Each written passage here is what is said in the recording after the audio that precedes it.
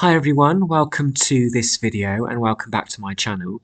As you can see, the focus of this video is going to be on paper 1 question 4 of AQA GCSE English language. Question 4 is always going to be asking students to make evaluations and interpretations about a text, and more specifically about the end of the extract that you get in that exam. Unlike many videos, I tend to write and create my own questions based on the novels that I read in my own free time. And A Tree Grows in Brooklyn by Betty Smith is a novel that I read recently. And as I was reading a particular chapter, I thought this extract would be good to practice this question. So that is where this has come from. So because this is relatively unseen, I imagine, and not a past question, it's good practice because, of course, in that exam, you won't see the extract beforehand either, and chances are you might not have studied it before. So it builds up your resilience with reading and dealing with things you haven't seen before. So I'm going to start by just refreshing the question strategy. And what I mean by that is how students approach this task and what students have to do. So like I said, you're going to get one fiction extract. It tends to be about a side of A4, and the task that this links to for question 4 will always be worded as a quotation that somebody has allegedly said. It's usually worded as if a student has said something. And that quotation contains keywords and phrases which determine what you look for in the extract as evidence. So it's really important that students understand what evidence they're looking for before they actually begin to read the extract and answer the question, because that task will give you some clues. Because this is an evaluation question and it's a personal evaluation question, it means that the examiner is interested in you giving your own personal insights. So that's why a lot of responses for this question often begin with "I strongly agree" or "I partly agree," because that immediately shows the examiner that you are giving your own personal interpretation and judgment. The extracts, or the task rather, will always ask you to talk about the second half of the extract. And the extract and the task by this point tends to be on the relationships and dynamics between particular characters. When you go back and look at historical question 4 tasks, a lot of them tend to be about the relationships between characters in that extract. One of the bullet points under the question, which I'll show you in a second, is going to refer to the word how. And when we see that word how in English, it's making a reference to writers' methods. That is language structure, but it can also include tone, the way in which characters are speaking. So how means how does the writer create interpretation and meaning, and that is often through language structure and tone. Structure, of course, also encompasses sentence types like imperative, exclamative, interrogative, and imperative. So to know sentence types is also very useful. I think I've done videos on that in the past over the last few years. So that is what this question is asking. And if you're doing this paper chronologically, of course, you would have already done a language question on the extract, you would have done a structure question on the extract, and now with this question, it's worth many more marks because they're wanting you to bring it all together and use structure and language as a way to interpret a text as you would do in any kind of literature course. So this is actually a kind of a literature question, I think, rather than a language question. So this is the task that we're going to be working on in this video seminar. Again, this is a task that I have created myself, having read this extract recently. A student said the writer presents Werner the butcher as a harsh and crude man, or a harsh and rude man, meaning the reader's sympathy is mostly with Francie. To what extent do you agree? 20 marks. So 20 marks, 20 minutes. And this should be really almost a bit like a mini essay. I would expect to see students write between a page and a half, if not more, for this, if you're going to get a strong grade 4 or above. You can see that in this task, it's worded as a quotation which somebody has allegedly said. And I have highlighted in blue and green particular words of interest. These words in blue and green help us understand what evidence we're actually looking for in the extract. So we're looking for any evidence that proves that Werner the butcher is harsh and rude, and we're looking for any evidence that proves that our sympathy might be with Francie because of the way that she is presented. The bullet points there remind you to talk about these characters. It also reminds you to evaluate how, that's the methods, and it asks you to make reference to the text because, of course, this is a reading question and you need to be making references to the text, although not long references.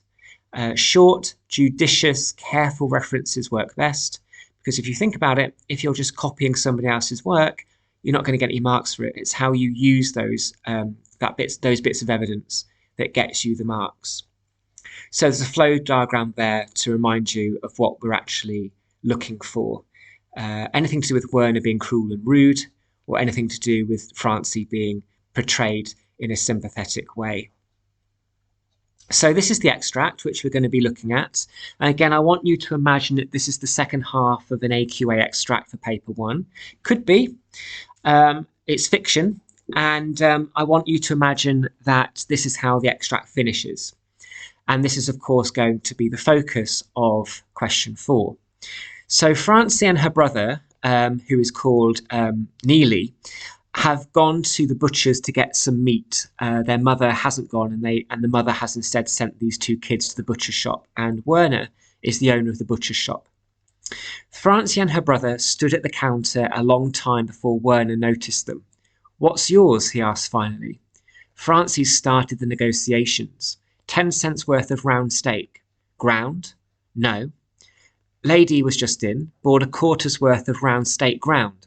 Only I ground too much and here's the rest on the plate. Just 10 cents worth. Honestly, I only just ground it. This was the pitfall Francie had been told to watch against. Don't buy it off the plate no matter what the butcher says. No, my mother said 10 cents worth of round steak. Furiously, the butcher hacked off a bit of meat and slammed it down on the paper after weighing it. He was just about to wrap it up when Francie said in a trembling voice, "Oh, I forgot. My mother wants it ground." God damn it to hell. He hacked up the meat and shoved it into the chopper. Tricked again, he thought bitterly. The meat came out in fresh red spirals. He gathered it up in his hand and was just about to slam it down on the paper when, and Mama said to chop up this onion in it and to cut the fat off. Timidly, she pushed the peeled onion that she had brought from home across the counter. Neely stood by and said nothing. Jesus, the butcher said explosively. He slashed off a piece of white fat, let it fall to the floor in revenge, picked it up and slammed it on the mound of meat. He rapped it furiously, snatched the dime, and he cursed the destiny that had made him a butcher. So that is what happens. So you can either pause this video now and write down any quotes that you think prove that the butcher Werner is harsh and cruel and rude, or you can write down any evidence that proves that Francie, the little girl in this situation, is made to seem, at least by the writer, as very intimidated perhaps by the butcher's actions and words. So you pause now, or you can continue watching and we can go through some of the evidence. So in blue here, lots of evidence to do with what the writer tells us that presents Werner the butcher as being quite harsh, quite intimidating maybe, and also not particularly great with customers. So all of this in blue here is evidence that suggests that Werner is presented in this way. In green, not so much, but still as relevant, we have evidence that proves that Francie is being presented and conveyed in a more sympathetic way because she has a trembling voice and she's also speaking quite timidly and acting quite timidly as well, which means that she's been quite shy. So that I've highlighted here might be useful in terms of answering this question.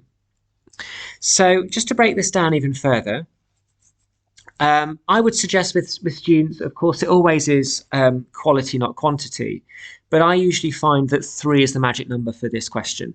If students can make 3 points about the task, they tend to do quite well.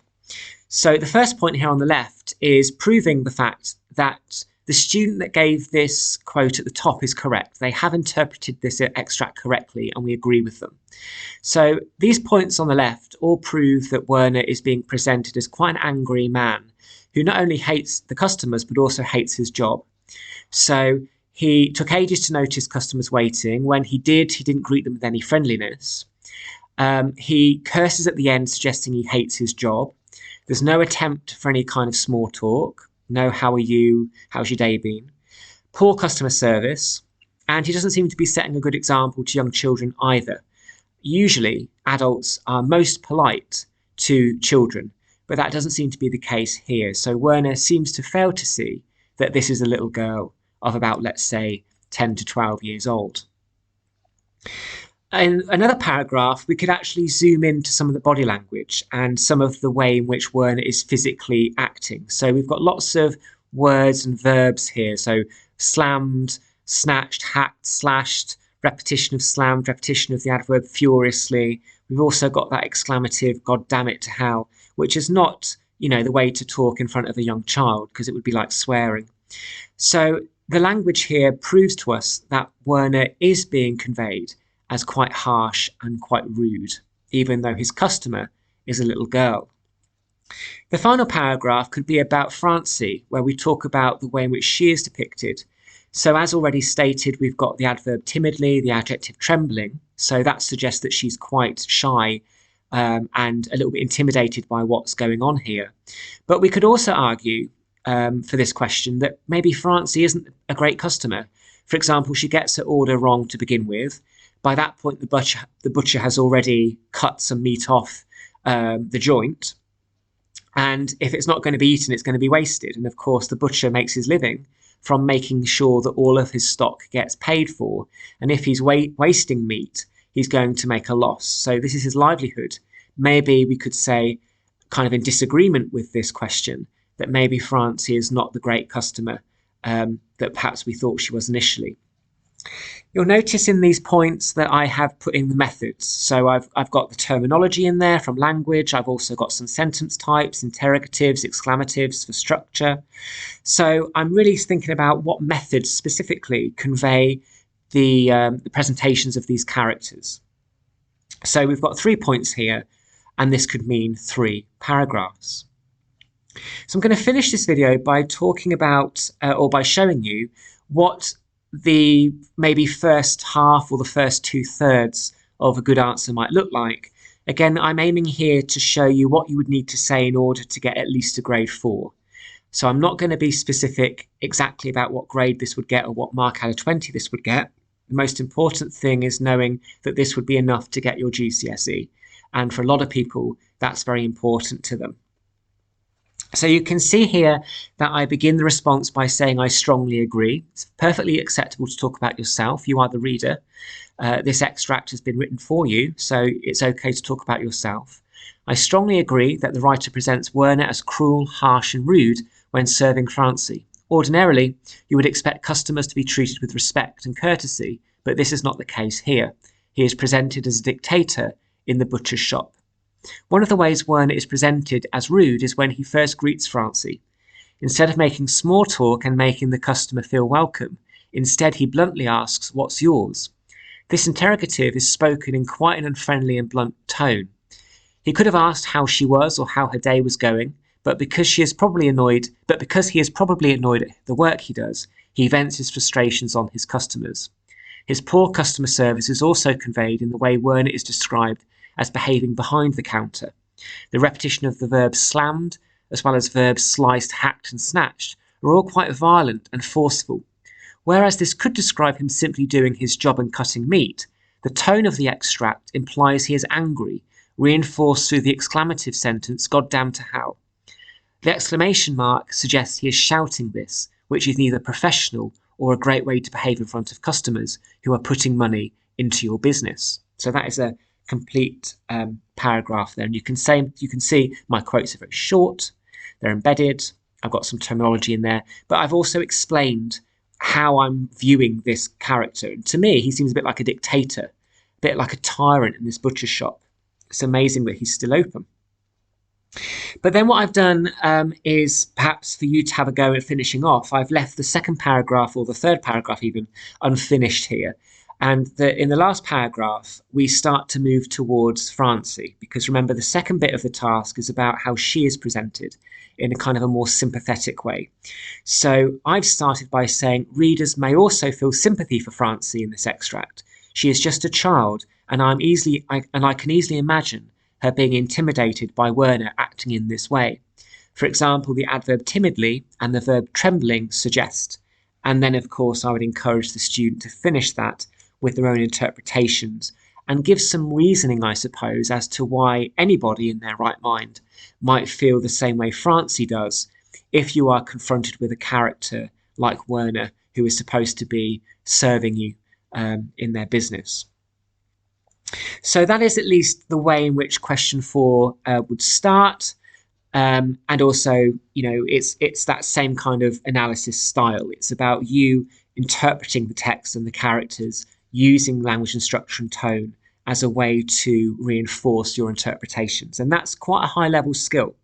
Chances are, if you're enjoying and quite good at English Lit, students tend to be quite good at this task as well, because it is kind of thematic. It's much more literature focused in the sense it's to do with people and characters, which you might have a lot of course, in literature. So that is a good example. So to finish off then, just a reminder of this question, what we've been talking about in this video. You're going to get one task. Make sure you know what evidence you're looking for from picking out the keywords in that task. Remember, you are agreeing either strongly or partly, but I would say never disagree, because it's harder to disagree because there's not much evidence there to disagree. Make sure you're always talking about the second half of the extract, if indeed that's what they ask you to look at. And remember, in order to get the top marks of this, so anywhere near 20, you need to be able to justify it and to tie your interpretations by referring to methods, which in this case is going to be language, structure, and tone. So that is a quick introduction or refresh of Paper 1, Question 4 for GCSE English Language with AQA. Thanks for watching and good luck in your studies.